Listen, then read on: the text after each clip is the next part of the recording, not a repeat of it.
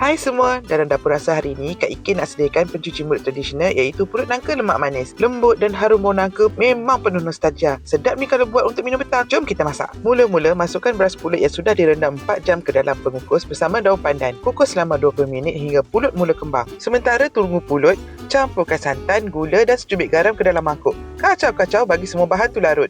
Bila dah cukup masa, buka tutup pengukus tu. Tu dia, pulut dah half cook. Tuang campuran santan tadi atas pulut. Tuang tu biar rata-rata tau. Gaul perlahan supaya santan meresap dengan sekata. Kukus kembali pulut tadi selama 15 minit hingga betul-betul masak, lembut dan nampak berkilat. Sementara tunggu pulut masak, ambil nangka dan buang bijinya. Kalau suka, biji tuan dah boleh rebus empuk dan makan tau. Sedap! Bila pulut dah siap masak, biarkan sekejap supaya suam-suam sikit. Kemudian ambil isi nangka yang dah dibelah tadi dan masukkan ke dalam pulut. Tekan-tekan sikit biar padat. Nangka ni tak kisah tau nak guna nangka jenis apa. Nak guna nangka madu boleh, nak guna nangka kampung boleh. Janji nama dia nangka.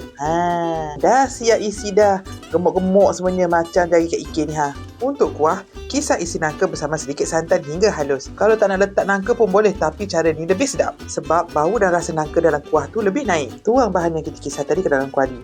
Tengok, yang ni pun dah nampak sedap. Warna kuning tu asli tau, dari warna nangka tu sendiri. Kemudian masukkan santan, gula, garam dan daun pandan. Gula tu kalau nak ganti dengan gula Melaka pun boleh, tukar je. Masak guna api perlahan lebih kurang 5 minit. Jangan lama-lama, cukup sekadar nak naikkan bau dan gula larut. Jangan biar mendidih kuat supaya santan tu kekal berlemak dan tak berketul. Siap dah kuah santan kita.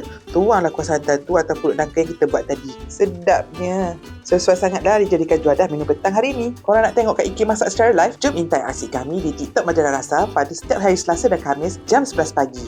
Ingat makan, ingat rasa. Jangan lupa tonton ya.